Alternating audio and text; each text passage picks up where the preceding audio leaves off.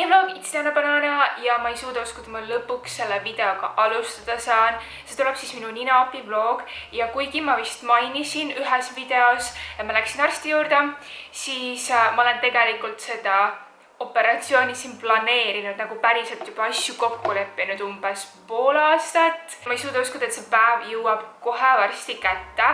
Täna on siis kolmapäev 12. august, kell on 11 ja mul on täna kell 1:30 Tallinnas aeg arsti juurde. Ma lähen nüüd 3. korda tagasi Kristinas kliinikusse. Esimesed 2 korda ma näitasin ennast erinevatele arstidele ja täna ma lähen siis vereproove andma. Ma tean, ma lähen operatsioonile. Ma tean, operatsioon on palju tõsisem kui vereproovide andmine, aga mul on tõsine süstelda igasuguste selliste asjade foobia, nii et see ma üldse opile lähen. Vereanalüüsi peab tegema 2–3 nädalat enne operatsiooni ja operatsiooni kuupäev on paigas, see on 27. august, nii et ainult natuke üle 2 nädala on jäänud. Ma ei tea, kas te saite mu häälest aru, ma ei kujuta ette, kuidas see praegu teile tundub, aga minu peas ma kuulen väga hästi. Mul on hetkel suur nohu, mis on väga irooniline, sest sellepärast ma operatsioonile lähengi. Mul on pidev põletik, kogu aeg nohu, ma olen kogu aeg haige sellepärast. Not koroona, lihtsalt krooniline nohu. Aga mul on nagu 100 mõtet peas ja ma olen juba selle vereproovi pärast ülinärvis. Ma pean nüüd hakkama minema, võtan teid kaasa. Et lähme nüüd arsti juurde ja äkki selle video lõpuks mul pole enam kogu aeg kroonilist nohu. Oleks tore, on ju?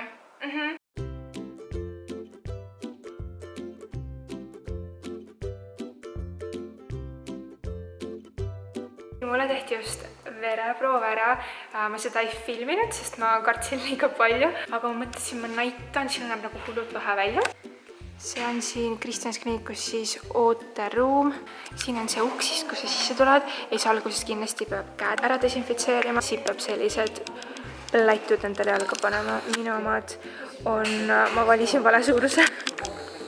Ja eelmistel kordadel, kui ma käisin, hoidsin Kristinas kliiniku enda maskid ka, aga nüüd on koroonaga natuke paremini, vähemalt Tallinnas. Hetkel ma seda kandma ei pidanud. Ma ei teanud seal üleval väga pikalt rääkida, sest ma ei olnud seal üksinda ja mul oli lihtsalt akord olla. Aga muidu läks hästi, on ju, mul võeti ilusti vereproov ära. Oli valus nagu ikka, aga ma kannatasin ära. Nüüd ma kardan seda kanüüliga natuke vähe, mis nad enne operatsiooni panevad. Aga ma sain ka päris halvad uudised. Põhimõtteliselt, nagu ma ütlesin video alguses, mul on praegu päris korralik nohu. Ja mulle öeldi, et kui ma sellest nohust nüüd 2 nädalaga lahti ei saa, ehk enne oppi lahti ei saa, siis mu opp lükkub edasi. Ma olen terve oma elu niimoodi ümber korraldanud, et ma saaks 27. august ära käia. Ma olen kõikidele juba öelnud, et 27. august see on mul ajus, see on mul märkmikus, see on mul telefonis, see on igal pool. Ja ma lihtsalt ei aktsepteeri seda, et ma mingi väikse nohu pärast võib-olla ei sobile. Mulle öeldi, et ma pean lihtsalt tegema hästi palju ninaloputust, siis kindlasti C-vitamiini võtma ja ma pean enda ninaspreid ära jätma. Ma võin mingeid looduslikke kasutada, mingi laste sudafeedi vist öeldi, aga ma igaks juhuks jätan kõik täielikult ära. Mis tähendab seda, et ma ei tea, kuidas ma magan just praegu nohuga, kui mul sellist aktiivset nohu ei ole, siis ma mitte alati, aga tihti saan magada ilma ninaspreita, aga praegu ma lasen lihtsalt mitu korda päevas, mul on tõesti nagu hull tursa siin. Need saavad olema väga rasked 2 nädalat. Ma reaalselt ei ootanud seda. Ma mõtlesin, et kui ma tulen niikuinii sellepärast, et mul on kogu aeg krooniline nohu, siis see nohu nagu ei sega, sest ma tulengi sellest lahti saama. Ma räägin teiega paari päeva pärast ja annan teile update'i, kuidas mul läheb. Täna on siis kolmapäev 26. august ja ma pean homme juba vähem kui 24 tunni pärast haiglas olema. Ma mõtlesin, et praegu on viimane aeg teiega maha istuda ja täpsemalt rääkida, miks ja mida ma täpselt tegema lähen, sest ma arvan, päris paljud teist on väga segaduses. Aga enne ma räägin, kuidas mul siin läinud on, sest me viimati rääkisime umbes 2,5 nädalat tagasi, kui mul oli suur nohu ja mu operatsioon oli sellepärast suure küsimärgi all. Ma räägin ikka väga nasaalselt läbi mu nina, sest see on mu nina ja enamus ajast ta lihtsalt pole päris 100% okk, on ju, aga sellist suurt nohu mul enam ei ole. Ma arvan, ma sain sellest 3–4 päevaga peaaegu täielikult lahti ja mida ma tegin oligi see, et ma lihtsalt loputasin enda nina 2 korda päevas, siis mul kästi osta selline asi. Ütleb see ninahooldusvahend, aga ma ütleks, see lihtsalt selline õli, mida peale loputamist ninna panna, et see su nina liiga palju ära ei kuivataks, aga ta ei tee nina lahti ega midagi sellist, siis ma võtsin hästi palju C-vitamiini. Hästi palju. Aga räägime nüüd asjast. Ma lähen siis ninaoperatsioonile Kristinas kliinikusse ja mul tuleb nii ninaoperatsioon meditsiinilises mõttes ja lisaks ma lähen ninaoperatsioonile ka ilukirurgilises mõttes. Selleks on mul 2 täiesti erinevat kirurgi, sest mu nina on tõesti nii viltu, et selleks on vaja spetsialisti ja samas mu nina väljast on selline, et ka selleks on vaja spetsialisti. Mu vaheseinakõverus on tõesti nii hull ja mu elu mõjutab, et ma olen pidevalt haige ja lisaks vahel ma ärkan öösel selle peale üles, et ma enam ei hinga. Magan, olen pikali ja tõusen lihtsalt istukile püsti selle peale, et ma esimest korda lõpuks hakkan hingama läbi suu, sest läbi nina mul ei tule mitte midagi päris tihti. Ja kui su nina on nii viltu nagu mul, seda minnakse sirgeks tegema, siis ilmselgelt muutub su nina ka väliselt. Mu nina välimus muutub niikuinii, nii et kui ma juba pean selle asja ette võtma, siis ma teen seda niimoodi, et ma saaksin sealt sellise tulemuse, nagu ka mulle meeldib. Tegelikult ma ei peagi ennast rohkem põhjendama. Tegelikult ma ei pea ennast üldse põhjendama, aga lihtsalt selleks, et teile seletada. Mul on inimõigus hingata ja tervelt elada ja kui keegi paneb seda mulle pahaks praegu, siis see on juba nende probleem, aga mina isiklikult tahaks hingata. Ma lähen siis Kristinas kliinikusse, see oli minu isiklik eelistus minna erakliinikusse. Ma ei taha väga detailselt rääkida, aga ma tean paljusid juhtumeid. Isegi kui mu enda elukaaslane on samamoodi käinud lihtsalt nina vaheseina opil, ta peaks selle opi uuesti ette võtma, sest täpselt nii efektiivne see op oligi. Nii et juba sellepärast ma tahaks minna erakliinikusse ja lisaks, kuna ma tean, et mu nina välimus läheb ka muutumisse, siis ma tõesti tahan, et sealt tuleks parim tulemus, mis on võimalik. Kristinas kliinik pakub simulatsiooni ennem operatsiooni, mis tähendab, et sa lähed kohale konsultatsiooni, nad teevad sinust pildid, et näidata, milline sinu lõpptulemus umbes võiks olla. Ma umbes tean, milline see tulemus peaks tulema. Teie jaoks ausalt öeldes ei muutugi väga palju, sest et näete, mida alati lihtsalt siit eest. Te ei näe mind kunagi külje pealt ja see on ilmselgelt põhjusega. Kui vahepeal on niimoodi juhtunud, ma olen saanud negatiivseid kommentaare mu nina kohta. Põhimõtteliselt eest ei muutu palju, ta lihtsalt ei ole sinka-vonka, vaid läheb sirgeks. Aga külje pealt mul on reaalselt selline nina, et eriti külgede pealt see näeb iga nurga alt täiesti erinev välja. Mõnikord näeb see välja selline, mõnikord selline ja mõnikord selline. Nii et kui ma mõtlen enda küljeprofiili peale, ma isegi ei ole kindel, milline ma täpselt välja näen, sest mu nina on tõesti nii kõver, et mul puudub normaalne ettekujutus, milline ma päriselt külje pealt välja näen. Sest iga nurk on lihtsalt nii erinev ja enamus nurgad on sellised, mis on minu näoga proportsioonidest väljas. See ei ole siin isegi mingi arvamus, vaid reaalselt mu nina on proportsioonidest väljas. See ei lähe mu näoga kokku ja nad nüüd üritavad seda natukene parandada. Kui ma olin noorem, siis kindlasti ma olin palju ebakindlam selle koha pealt, aga ma olen õppinud iseennast aktsepteerima, ükskõik milline ma ka ei ole. Jah, mulle ei meeldi mu nina, see on nii kõver, see ei ole eriti ilusaks tegev nina, aga samas ta ei tee ka mind koledaks, et mina inimesena ei ole kole sellepärast, et mul on kole nina. Ma aktsepteerin ennast igasugusena, ma aktsepteerin enda nina, kuigi see ei meeldi mulle ja ma arvan, et enne kui keegi üldse kaalub minna operatsioonile või lihtsalt kuidagi enda välimust muuta, siis peaks ennem iseendaga rahu leidma, sest enesekindlus ja enesearmastus peaks ennem su enda seest tulema, sa peaksid ennast aktsepteerima ja alles siis on okei ennast muuta, sest et sa kunagi ei tea, kuidas sulle päriselt see muutus meeldida võib, onju. Ma ei lähe täiuslikkust otsima, ma tõesti lihtsalt lähen enda tervist parandama ja ma lihtsalt ootan sealt välimuse mõttes paremat versiooni iseenda ninast, sellepärast seest ei hakkagi eriti erinev välja nägema, lihtsalt tervem ja sirgem, saate aru. Ja külje pealt rohkem proportsioonis lihtsalt. Kui ma esimest korda Kristinas kliinikusse konsultatsioonile läksin, siis ma polnud üldse kindel, et kas see on ikka see koht, kus ma tahan enda operatsiooni teha. Ma olin Kristinas kliiniku ja ühe teise konkreetse arsti vahel ja see välimusest rääkiv konsultatsioon oli selline, et ma isegi ei jõudnud veel midagi öelda.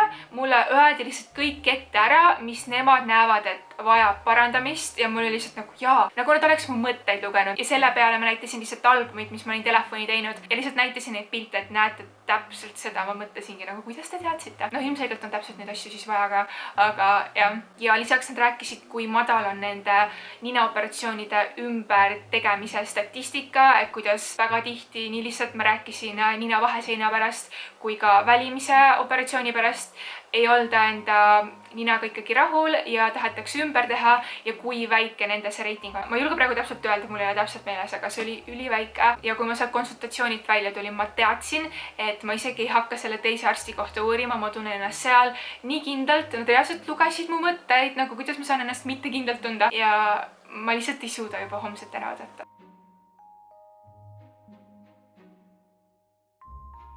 Aga praegu veits vlogmaterjali vahele. Mul on üks küsimus, te küll ei saa mul nagu aidata seda otsust teha, aga ma näitan lihtsalt.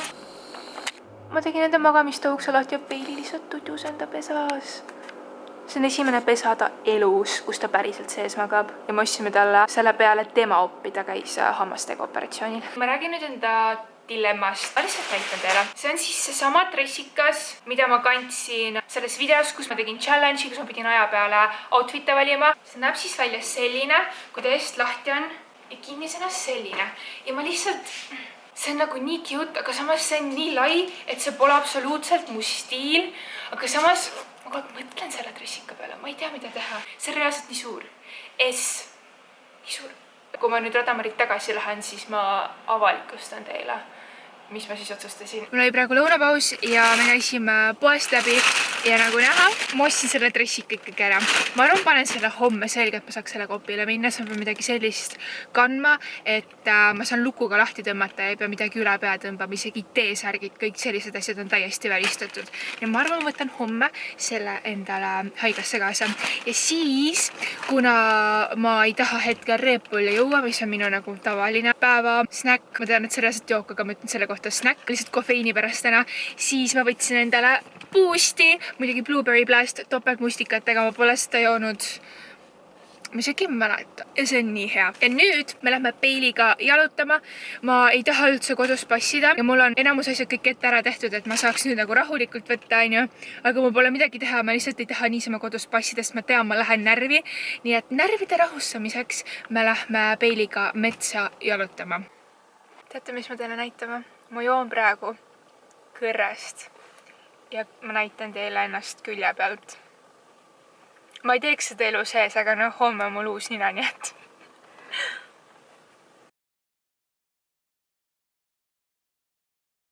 Ja kui te mõtlete, miks mu nina siit nii punane on, siis sellepärast ma pean nina nuskama kogu aeg.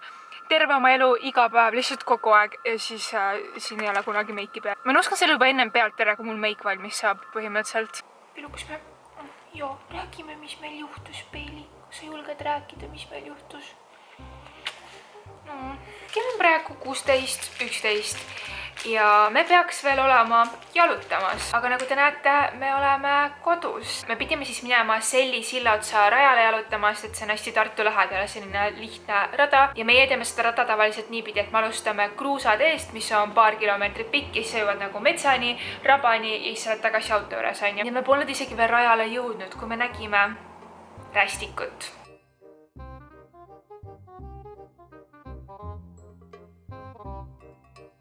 Me Peiliga nägime rästikut. Tegelikult Peili ei näinud, jumal tänatud, mina panin teda tähele. Ta oli täiesti lihtsalt autotee peal, kruusatee peal. Aitäh KSA-le, kes mulle sellise nägemise andis. Nagu näha, ta oli suht pisikene, sest praegu on augusti lõpp ja augustis sünnivadki uued rästiku beebid. Nii et ta oli väike beebi, aga see ei tähenda, et ta poleks mürgine. Ma tõesti ei karda selliseid asju, aga lihtsalt Peili pärast need on meile väga ohtlikud.